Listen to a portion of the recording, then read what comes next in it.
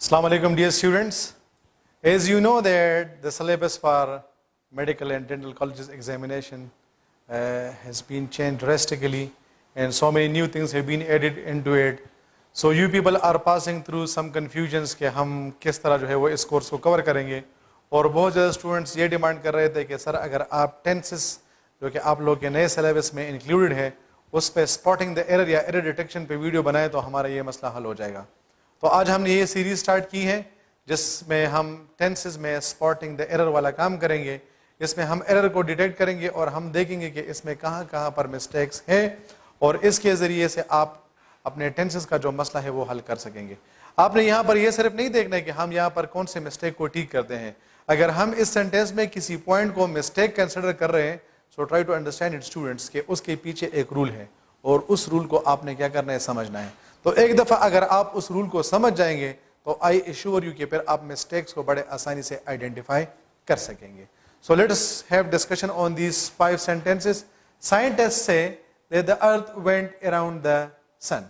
अब आपके पास A B C D, इसमें आपके ख्याल से गलती कौन सी है? अब देखिए, याद रखें कि हम जब भी किसी यूनिवर्सल ट्रूथ की बात करते हैं, यूनिवर्सल ट्रूथ कौन सा होता है? वो एक्शन जिसका हमेशा हमारे पास रिजल्ट 100% आता है या एक ऐसा एक्शन जो कि सारे दुनिया वाले मानते हैं कि हाँ ये बात ठीक है।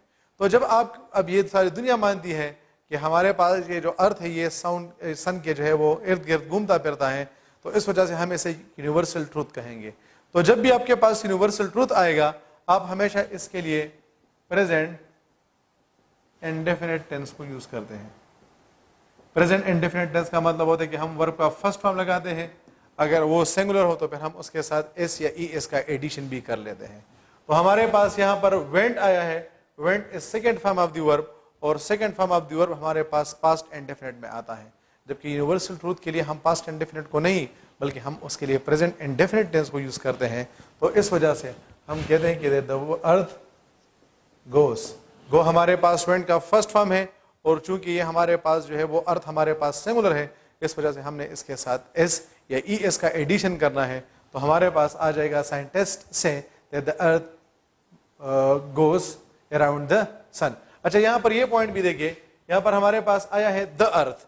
आपके पास टोटल 9 प्लैनेट्स हैं। इन 9 प्लैनेट्स में हम सिर्फ और सिर्फ अर्थ के साथ आर्टिकल द लगाते हैं, बाकी हमारे पास जितने भी प्लैनेट्स हैं हम उसके साथ जीरो आर्टिकल का मतलब होता है कि ना तो हम उसके साथ ए लगाते हैं, ना एन लगाते हैं और ना हम उसके साथ द लगाते हैं। Sentence number 2, he have been sleeping for 4 hours. ये हमारे पास जो है वो जब भी किसी सेंटेंस में फॉर आ जाए या किसी सेंटेंस में सेंस आ जाए तो ये हमारे पास परफेक्ट कंटिन्यूअस टेंस की निशानी होती है, चाहे वो प्रेजेंट परफेक्ट कंटिन्यूअस है, पास्ट परफेक्ट कंटिन्यूअस है या फ्यूचर परफेक्ट कंटिन्यूअस है। अब यहाँ पर हमारे पास आया है हैव बीन और has been.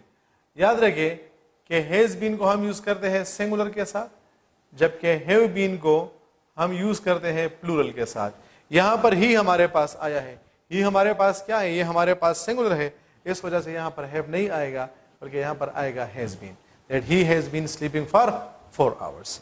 Sentence number 3, as soon as you will come here I will give you the books. देखिए, अगर आपके पास एज सून एज आ जाए तो फिर ये जरूरी है कि उसके साथ आप प्रेजेंट इंडेफिनिट टेंस को लगाएंगे और दूसरे पार्ट में आप विल, शल, मे, कैन या गोइंग टू लगाएंगे और उसके साथ first form of the verb को लगाएंगे। फिर से सुने, अगर आपके पास एज सून एज आ जाए जिस तरह यहां पर एज सून एज आया है, तो इस पार्ट में आप देखिए हमारे पास आया है यू विल कम हियर। ये विल हमारे पास किस चीज की निशानी है? ये हमारे पास निशानी है फ्यूचर इंडेफिनिट टेंस की। विल और शल जहां पर आता है वो इसका मतलब ये है कि हमारे पास फ्यूचर इंडेफिनिट है, लेकिन यहां पर एज सून एज के साथ क्या आएगा? प्रेजेंट इंडेफिनिट टेंस आएगा। प्रेजेंट इंडेफिनिट टेंस का मतलब होता है कि हम वर्ब का फर्स्ट फॉर्म लगाते हैं और अगर ये सिंगुलर है तो फिर हम उसके साथ एस या ई एस को यूज करते हैं। अब यहां पर हमारे पास आया है वेल, तो इस वेल को जब हम हटा लेंगे तो हमारे पास आ जाएगा as soon as you come here. तो जब हम यू कम हेयर लगाते हैं ये हमारे पास बन जाता है प्रेजेंट इंडेफिनिट। तो जब हम प्रेजेंट इंडेफिनिट टेंस लगाते हैं इसका मतलब ये कि सेंटेंस का पहला हिस्सा तो ठीक हो गया। दूसरे हिस्से में well, shall, may, can, going to आएगा, तो यहाँ पर ऑलरेडी वेल आया है और उसके साथ first form of the verb आया है, तो इसका मतलब ये हुआ कि सेंटेंस के दूसरे हिस्से में किसी किस्म की गलती नहीं है। Sentence number 4, she goes to Islamabad last night. ये जो लास्ट नाइट यहां पर हमने लगाया है, ऐसे वर्ड्स को हम कहते हैं past time reference. Past time reference का मतलब ये है कि एक ऐसा वर्ड जो कि आपको पास्ट के बारे में बताता है। जिस तरह हम कहते हैं कि यस्टरडे, हम कहते हैं कि यस्टर नाइट, हम कहते हैं कि द प्रीवियस ईयर, हम कहते हैं कि लास्ट मंथ। तो ऐसे वर्ड्स को हम कहते हैं पास्ट टाइम रेफरेंस। जब हमारे पास पास्ट टाइम रेफरेंस आता है तो याद रखें कि हम इसके लिए सिर्फ और सिर्फ पास्ट इंडेफिनिट टेंस को यूज करते हैं। पास्ट इंडेफिनिट टेंस का मतलब ये कि या तो हम इसके साथ वर्ब का सेकंड फॉर्म लगाते हैं, या हम उसके साथ डिड लगा लेते हैं और उसके साथ वर्ब का फर्स्ट फॉर्म आएगा। तो यहां पर हमने लगाया है गोस, तो गोस हमारे पास first form of the verb है, और जब हमारे पास first form of the verb आता है इसका मतलब ये कि हमारे पास प्रेजेंट इंडेफिनिट में है। जबकि यहां पर हमारे पास पास्ट टाइम रेफरेंस आया है तो इस वजह से हमने इसके साथ पास्ट इंडेफिनिट टेंस लगाना है।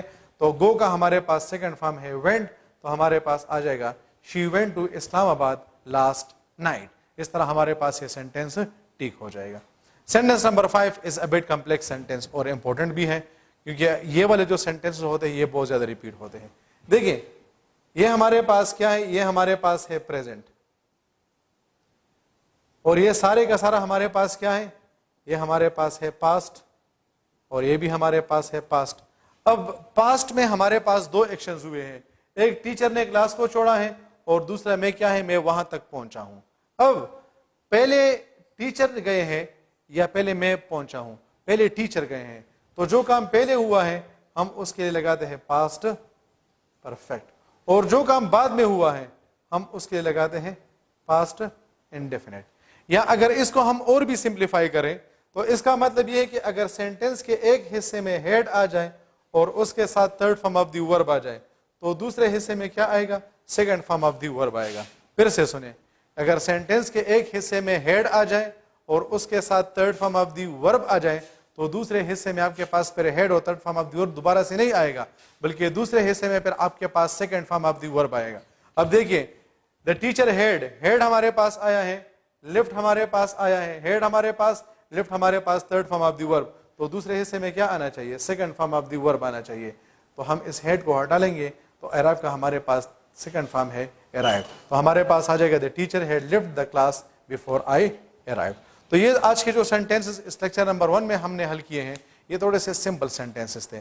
हम इस पे इंशाल्लाह एक सीक्वेंस में इन सारी चीज़ों को कवर करेंगे और फिर थोड़ा सा हम एडवांस लेवल पर जाएंगे ताकि इसमें जिस किस्म के भी रूल्स हों आपको उसकी समझ आ जाए।